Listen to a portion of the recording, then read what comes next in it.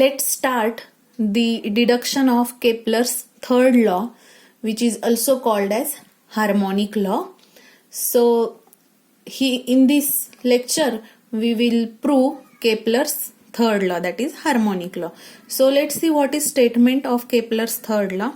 The statement is the square of period of revolution means rotation. So this square of period of revolution of a planet is proportional to cube of semi-major axis of the ellipse. That statement in mathematical form is written as tau square is directly proportional to a cube, where this tau represent the period of revolution or oscillation of a planet. Period means what? Time required to complete one oscillation or one revolution. So that period is denoted by tau, and the A represent the semi-major axis of that elliptical orbit. Why here they have given ellipse? Because according to Kepler's first law, we know that every planet move in an elliptical orbit around the sun, which is located at one of the foci of the orbit. According to Kepler's first law, the planets revolve around the sun in an elliptical orbit. This we have already proved. So according to this, there is the word coming as ellipse, whose semi-major axis is represented by A, and the law states that tau square is directly proportional to a cube. So to prove this law, we will take the use or a reference of Kepler's first law. So according to this law, we have just discussed that planets move around the sun in an elliptical orbit. So let me draw that elliptical orbit over here. So this is that elliptical orbit. Let's say this O is the origin and this is point A and this is point B, at which we are saying that we are considering that point A and point B are the turning planets which are situated at the distance R1 and R2. So from which distance? That is from S, which is one of the foci of the orbit. Let's say one of the foci of ellipse is over here, that is given by S. So this planet B, which is a turning point, is situated at the distance R2 from this foci, and planet A is situated at the distance R1. So let's represent those distances over here. So this is R1 and this distance is how much? R2.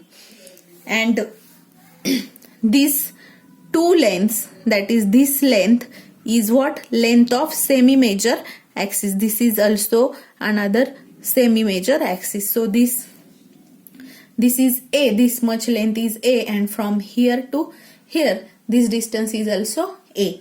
So here we are considering that planet A and B are turning planets which are situated at a distance R1 and R2 from the foci S. Okay, then according to property of ellipse or according to this geometry, we can say that R1 plus R2, this will be equal to A plus A, that is twice A. So according to this property, I can write here R1 plus R2 is equal to twice A. Also, we know that equation of a elliptical orbit is given by L upon R is equal to 1 plus E into cos theta minus theta naught. This we have already discussed. This equation is already discussed in previous lecture. Now let's say at the turning point A, we are considering at this point this angle will be 0, because here angle made by this planet with this axis X is 0, and for this point, that is point B, the angle made will be total 180 angle, that is pi, right? So this is at point A, at turning point A, this theta minus theta naught will be equal to 0, and this value of cos theta minus theta naught, that is cos 0, will become 1. So this cos 0 is 1, and at this turning point the distance is r1, which is less than r2. See, this distance is more and r1 is less. So the value of r1 is minimum, and if we put this cos theta minus theta naught as a 1 in this equation of orbit, that equation of orbit will become L upon r is equals to 1 plus e. Now secondly, similarly for point B, this angle theta minus theta naught with x-axis, this angle will be now this much angle, that is 180 degree. So planet at turning point B, the angle will become that theta minus theta naught will become pi, and here cos pi, that is cos 180, will be minus 1. So we will do same procedure for second turning point, that is B. That minus 1 will be substituted in equation of orbit, and equation of orbit will become L by R is equal to 1, here minus 1, that is into E, that is minus E. So we will get L by R equals to 1 minus E. So we will do same procedure for turning point B. Here cos theta minus theta naught will become minus 1, and the value of R2 is maximum, is larger than R1. So value of R2 is maximum, and according to this equation of orbit, this equation will become L upon R is equal to 1. Now here cos this term is minus 1. So we will get 1 minus E. Now what we will do? We will add these two equations. So by adding these two equations, we will get, before adding these two equations, here at this point R will be now R1, and at this point R will become R2. So at this point the equation will be L upon R1 equals to 1 plus E, and here L upon R2 is equal to 1 minus E. Now if we add these two equations, so by adding these two equations, before adding we will do small rearrangement for this equation, and then we will add. What we will do here, we will take this term on LHS and we will take this R1 on RHS. Similar procedure we will do for this equation also. I will do those steps and I will write that equation on next page, and then we will add those equations. What we have to do? Take this R1 on RHS and take this term on LHS, similar to these two. Let me write those two modified equation and then we will add. So we got these two modified equation, and now we will add these two equations. So by adding, add LHS with LHS and RHS with RHS. So I will get L upon 1 plus E plus L upon 1 minus E. This will be equal to R1 plus R2. Now we already have discussed that according to this geometry, R1 plus R2 is equal to twice A. So we will put, instead of this R1 plus R2, we will put it as a twice A. We will get L upon 1 plus E plus L upon 1 minus E is equal to twice A. Now if we did the rationalization, that is making denominator same and then adding, I will get this into this and this into this. Then denominator will be taken as a, we will make denominator same by rationalization. So I will get L into 1 minus E plus L into 1 plus E upon, now this in these two terms 1 plus E and 1 minus E, this will be equal to twice A. Here we will use the formula A plus B into A minus B is equal to A square minus B square. Now here A is 1 and B is E. So by using this we will get, instead of these 2, we will get 1 square minus e square, that is 1 minus e square, and multiply by L to both bracket, we will get L minus EL plus L in L plus EL upon 1 minus e square. This will be equal to twice a. So here this 2 term will get cancelled. L plus L will become twice L upon 1 minus e square is equal to twice a. In book, these all steps are skipped and they have directly written this equation. So we have discussed how this equation is coming. Now in this equation, we have from previous lecture we know value of L, which is semi-latus rectum, and E is eccentricity.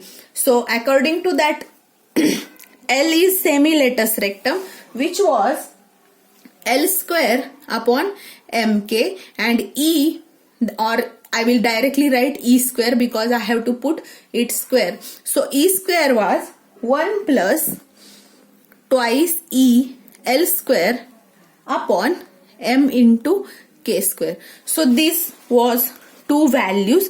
Now since we know these 2 values, so if we substitute this L and E in this equation, we can find the value of semi-major axis, and we will correlate this semi-major axis with the period of revolution of the planet, and we will prove the law. So you can see here I have substituted here value of L and E square, and I have multiplied by this minus inside this bracket, so that this 2 will cancel with this 2, and here plus 1 minus 1, this will get cancelled. Now this L square will cancel with L square. Also m and m will get cancelled, k will cancel with k square, and this is 1 upon this negative term. When I will write it on taking reciprocal, what we will get? We will get minus k upon this twice e as it is, which will be equal to a. So from this I can write E is equals to minus k upon twice a. This is the value of the total energy. Now if we took mod of E, the mod of E will be k upon twice a. Here we will give equation number for this equation. I am going to continue our previous number. So that was equation number 52. Now thus in elliptical orbit, the total energy is completely depend on the semi-major axis. This we can see. This E is nothing but the total energy of a orbit which is completely depend on the semi-major axis. This is the conclusion from this mathematical statement. Hence, I can say that equation 52 implies me that this total energy is completely depend upon the semi-major axis or length of semi-major axis of our elliptical orbit. Now, we have to correlate this equation with the period of revolution of the planet. So, the period of revolution of a planet can be calculated by using equation 19 that we have derived in last previous some lecture. So that equation 19 was dA upon dt is equal to L upon twice m, which is equal to constant. Now if we use these 2 terms, I will get here dA is equals to L upon twice m into dt. Now from this I can rearrange it as dt is equals to twice m upon L into dA. Now what we will do? We will integrate this equation. So to integrate this equation, we will require the limits of time and area. So these limits are selected by using, we know that the entire area of a ellipse is enclosed by sweeping the ellipse during the time duration period, that total time duration period is taken as tau, that limits for this time will be 0 to tau, means total area A is swept in time 0 to tau. So we will take limits for time as 0 to tau and area as 0 to capital A. I will take those limit and write this equation on next page again. So total area A is swept in time interval tau. So limits for time are 0 to tau and for area those are 0 to A. So let's integrate and take limit as 0 to tau dt is equal to this twice m by L is constant. I am writing outside 0 to A dA.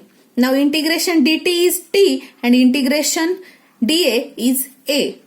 So I have written those integration as integral dt is t and integral dA is A and limits are 0 to tau and 0 to A. Now by substituting limit, that is upper limit minus lower limit, means tau minus 0 and here A minus 0, that means we will get here tau is equal to twice m upon L into A.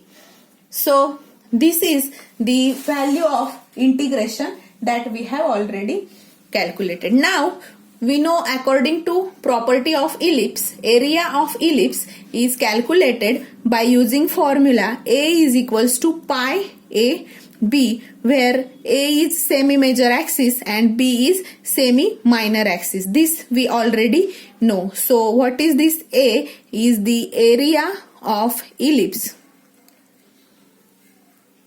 So substituting this value of area in tau, we will get tau is equal to twice m by L into pi A B. Let me call this as equation number 53. Now we also know that relation between A and B, that is semi-major axis and semi-minor axis, is that relation is A is equal to B square upon L.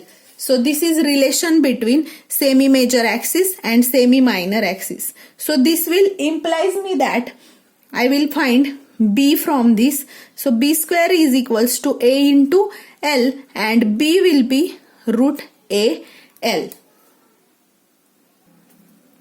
Let's say this as 54. We will use equation number 54 in equation number 53. So instead of B, we will put root A into L. We will get tau is equal to twice m upon L pi A into under root A into L. Now if we square on both sides, we will get tau square is equals to square of 2 is 4 m square upon L square pi square. Now here A square into square of this square root AL will be AL and this A square, that is A cube into L. Now here we know that small l is equals to, that is value of semi-latus rectum is L square upon mk. If we substitute the value of L over here, we will get tau is equals to 4 m square upon L square pi square A cube into L square upon m into k. Now we will cancel the common term. L square will cancel with L square and m square will cancel this m. Now if we write modified equation, we will get tau is equals to 4 pi square. Let me write this m and what is remaining on denominator, that is k into this remaining A cube. So if you observe these terms, all these quantities are constants. So if these quantities are constant, I can write here on LHS we are having here square. I am sorry for this mistake, I missed this square. So on LHS there is tau square is equals to, now if this is constant and this equal to, instead of this I can write here proportionality sign, and which is equal to AQ. This is nothing but the mathematical form of Kepler's third law, that is harmonic law. So this is proof for the Kepler's third law of planetary motion. Now, in case of the motion of a planet around the sun, let me consider the mass of planet as mp and mass of a sun as ms. So, according to gravitational law, the gravitational force between these two masses is directly proportional to -1 by r square, and this proportionality constant and this force is given according to gravitational law, that is minus g, constant of proportionality, g, and this force is directly proportional to mass of planet into mass of sun and inversely proportional to square of distance between these two masses. So this is gravitational law, and constant of proportionality is taken as g, so that I will get here mp ms upon r square, and this whole term is taken as k, that is positive constant, which is taken as g mp into ms, where this k is equal to g mp ms. G is universal gravitational constant, mp is mass of planet, and ms is mass of sun. So we will need this value of k further. That's why I have introduced these terms over here. You have to keep it in mind that k is equal to g mp into ms. This we will need when we will consider motion of a planet around the sun. So keep this in mind, and let's discuss about the reduced mass concept over in the motion of a planet around the sun. So the motion of a planet around the sun is two-body problem, and we will reduce it into equivalent one-body problem by introducing its reduced mass. That is, reduced mass of this two-body system will be calculated by using formula mu. This we have already discussed. That formula is m1 into m2 upon m1 plus m2. So in our case, this mu will be equal to m1 is, that is mass of planet, and m2 is mass of sun. mp into ms upon mp plus ms. This formula we have already discussed. So this is reduced mass of the two-body system. Now we have already calculated the tau square. Let me call this as 55a. So in this equation 55a, this mass is, now we will replace this mass by a reduced mass, so that this equation 55a, let me write on next page, and also we will replace this m by mu.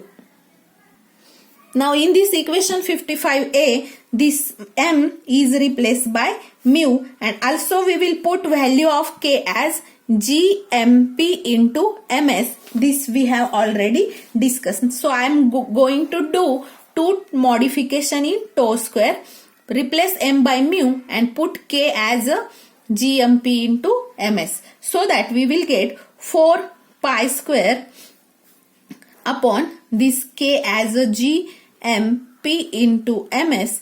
What is value of mu? That is mp into ms upon this mp plus ms, and remaining aq as it is. Now if you observe here, this both masses will cancel with masses on denominator, so that we will get here tau square is equals to 4 pi square upon g into mass of planet plus mass of sun into a cube. Now, if you use one common sense, that is mass of sun is comparatively very much larger than the mass of any planet. This we know. So if mass of sun is very much greater than mass of planet, we can ignore this mass of planet. So by ignoring mass of planet, this is the reason behind that, we will get tau square is equals to 4 pi square upon g into, now here only mass of sun will remain, into a cube. So let's say this as 55b. Now if you observe this 55b, again these two terms are constant, and here this constant, instead of this I can write here proportionality sign. Tau square is directly proportional to a cube. Means again we have proved Kepler's third law for which system? Sun and planet system, that is motion of a planet around the sun. So here only change is the change in the constant in equation 55a and 55b. Both are proofs for Kepler's law, but we here, this is two body problem and this is one body problem. We reduce this two body problem by using concept of reduced mass, and again we prove the Kepler's third law. Hence we have found that the square of period of revolution of a planet is proportional to cube of semi-major axis with same proportionality constant for every planet. Hence this is the proof for Kepler's third law, and end of this lecture.